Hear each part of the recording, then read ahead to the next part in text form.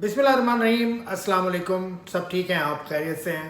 पाकिस्तान का सफ़र तो ख़त्म हुआ 2023 के वर्ल्ड कप में, लेकिन इसकी वजूहात बहुत ज़्यादा हैं। लेकिन जो बुनियादी वजह है ना, मैं समझता हूँ पाकिस्तान का जो फास्ट बॉलिंग अटैक है, फास्ट बॉलिंग जो पेयर है, वो कारामद साबित नहीं हुआ। जो पहले स्पेल्स पाकिस्तान की तरफ से किए गए जितने भी मैचेस में, वो कारामद साबित हुए। दो फास्ट बॉलर्स पाकिस्तान के प्रीमियर फास्ट बॉलर हैं, शाहीन शाह अफरीदी और उनके साथ हारिस रऊफ़। उनके अगर पहले स्पेल्स आप देखें तो उससे आपको अंदाज़ा हो जाएगा। पहले स्पेल का मतलब है कि वो पहले स्पेल करने आए, 4 ओवर 5 ओवर्स उन्होंने किए, तो वो कारामद साबित नहीं हुए। शाहीन शाह अफरीदी को अगर आप देखें तो उन्होंने नीदरलैंड्स के खिलाफ 4 ओवर में 21 रन दिए, श्रीलंका के खिलाफ 4 ओवर में 25 रन दिए, इंडिया के खिलाफ 4 ओवर में 32 रन दिए और ऑस्ट्रेलिया के खिलाफ 4 ओवर में 14 रन दिए और विकेट कोई नहीं लिया उन्होंने। अफगानिस्तान के खिलाफ 4 ओवर में 20 रन दिए।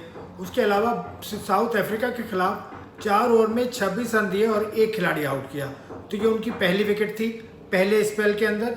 उसके बाद फिर बांग्लादेश के खिलाफ उन्होंने 5 ओवर किए और उसमें उन्होंने 10 रन दिए और 2 विकेटें ली, बहुत अच्छी बॉलिंग की। उसके अलावा न्यूजीलैंड में के खिलाफ उन्होंने 4 ओवर में 28 रन दिए और इंग्लैंड के खिलाफ आखिरी मुकाबले में 5 ओवर शाहीन अफरीदी ने फेंके और 27 रन भी दिए। तो शाहीन ने टोटल किए 38 ओवर्स जो नए बॉल से उन्होंने किए या फर्स्ट स्पेल में उन्होंने किए और उसमें उन्होंने 203 रन दिए और 3 खिलाड़ी आउट किए, जिसमें से 2 बांग्लादेश के खिलाफ थे।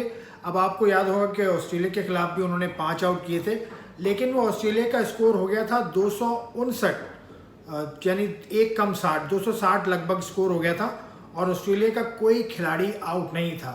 उसके बाद शाहीन ने विकेटें लेना शुरू की, जो कि किसी काम की नहीं है मैं समझता हूँ। और दूसरे बॉलर हारिस रऊफ़, इनका अगर आप देखें तो नीदरलैंड्स के खिलाफ इन्होंने 3 ओवर में 11 रन दिए, इंडिया के खिलाफ इन्होंने 4 ओवर में 34 रन दिए। अफगानिस्तान के खिलाफ खासे महंगे रहे, एक ही ओवर फेंका था इन्होंने पहले स्पेल में और 17 रन इन्होंने दिए। बांग्लादेश के खिलाफ 2 ओवर में 18 रन दिए और एक खिलाड़ी आउट किया। इंग्लैंड के खिलाफ इन्होंने किए 3 ओवर और 31 रन दिए। उसके अलावा श्रीलंका के खिलाफ 3 ओवर में 22 रन दिए। ऑस्ट्रेलिया के खिलाफ 1 ओवर किया, उसमें 24 रन दिए। साउथ अफ्रीका के खिलाफ 3 ओवर में 23 रन दिए। न्यूजीलैंड के खिलाफ 4 ओवर में 28 रन दिए और कोई विकेट हासिल नहीं कर सके। ओवरऑल इन्होंने 24 ओवर्स किए नए, यानी फर्स्ट स्पेल में अपने 24 ओवर किए, 208 रन दिए और सिर्फ एक खिलाड़ी आउट करने में कामयाब हुए। हारिस रऊफ़ और शाहीन अफरीदी की कहानी आपने सुन ली।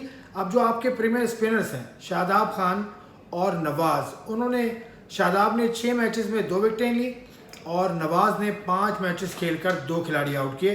तो ये है आपके बॉलिंग लाइनअप का खुलासा। अब जब बॉलर्स इतने ज़्यादा रन्स दें तो बैटर्स के ऊपर प्रेशर आ जाता है और पाकिस्तान ने बेशतर मुकाबलों में बैटिंग की है बाद में, यानी चेज डाउन किया है पाकिस्तान ने या कोशिश की है चेज डाउन करने की। तो जो प्रेशर पाकिस्तान के बैट्समैन पर पड़ा वो बहुत ज़्यादा था, क्योंकि आपके मेन बॉलर्स नहीं चल के दे रहे। फिर आप अगर आ जाएं बैटिंग पर तो पाकिस्तान की जो ओपनिंग स्लॉट है, पाकिस्तान की जो ओपनिंग पार्टनरशिप है, वो भी खातिर खान नहीं रही। किसी एक मैच में शायद ओपनिंग चली हो, वरना ओपनर्स ने कुछ भी नहीं किया। Overall Imamul Haq has been a failure. By and large Fakhar Zaman भी फेल ही हुए हैं। उसके अलावा अब्दुल्ला शफीक भी 2-3 मुकाबलों के अलावा किसी मुकाबले में उन्होंने कारामद साबित नहीं हुए। फिर बाबर आजम के ऊपर जिम्मेदारी आती है। Babar is a player who plays sedately, who is not an aggressive player.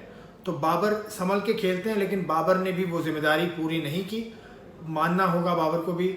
और उसके अलावा पाकिस्तान का मिडल ऑर्डर कुछ बेहतर खेला, सऊद शकील, इफ्तिखार, रिजवान अच्छा खेले, लेकिन पाकिस्तान की जो बुनियादी वजह है वो fast bowling pair of Pakistan जो टॉप पे बॉलिंग करते हैं, या पाकिस्तान के पहले 10 ओवर की जो बॉलिंग थी वो इस मयार की नहीं थी जो पाकिस्तान को टूर्नामेंट जितवाने में मदद देती है। और पाकिस्तान के साथ बड़ा एक तो ड्रॉबैक कहिएगा आप, नसीम शाह नहीं थे, लेकिन ये कोई एक्सक्यूज़ नहीं है भाई।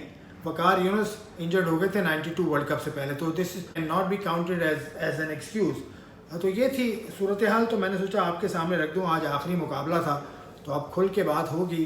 हम अपने टीवी प्रोग्राम में भी बात करेंगे, सोशल मीडिया पर भी हम ये बात करेंगे कि क्या वजह है, लेकिन बहुत बाबर के ऊपर इस वक्त दबाव है और बाबर आजम शायद कैप्टनसी छोड़ने पर भी गौर कर रहे हैं। जब वो पाकिस्तान आएंगे तो इस सूरत हाल पर बात हम करेंगे। अभी मैं इजाज़त चाहूँगा आपसे। आप कमेंट से बताइएगा कि आप क्या देखना चाहते हैं। खुदा हाफिज़।